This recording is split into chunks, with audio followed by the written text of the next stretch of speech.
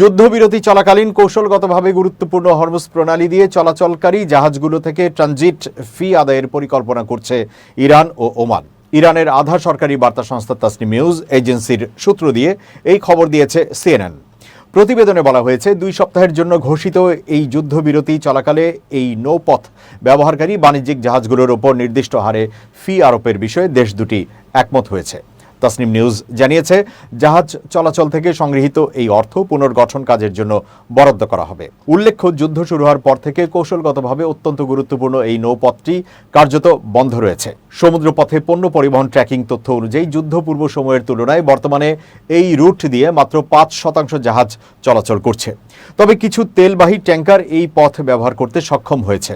উদাহরণস্বরূপ, পাকিস্তান ও ভারত তাদের পতাকাবাহী জাহাজগুলোর নিরাপদ চলাচলের জন্য ইরানের সাথে আলোচনার মাধ্যমে বিশেষ নিশ্চয়তা আদায় করে নিয়েছে। হরমুজ প্রণালী দিয়ে পারাপারের জন্য প্রতিটি জাহাজ থেকে ইরান প্রায় 24 কোটি টাকা পর্যন্ত ফি দাবি করছে বলে তথ্য রয়েছে।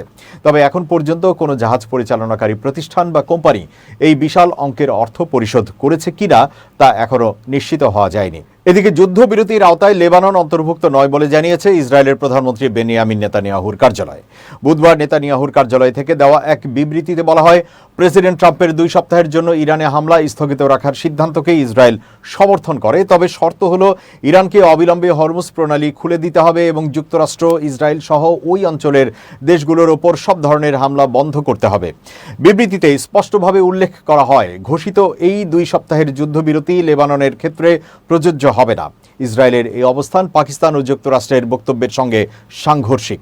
যুক্তরাষ্ট্র ও ইরানের মধ্যে এই চুক্তিতে মধ্যস্থতাকারী হিসেবে কাজ করা পাকিস্তানের প্রধানমন্ত্রী শাহবাজ শরীফ আগে জানিয়েছিলেন যে ওই চুক্তির আওতায় লেবাননও অন্তর্ভুক্ত রয়েছে। তবে মার্কিন প্রেসিডেন্ট ডোনাল্ড ট্রাম্প তার বিবৃতিতে লেবানন নিয়ে কিছু উল্লেখ করেননি।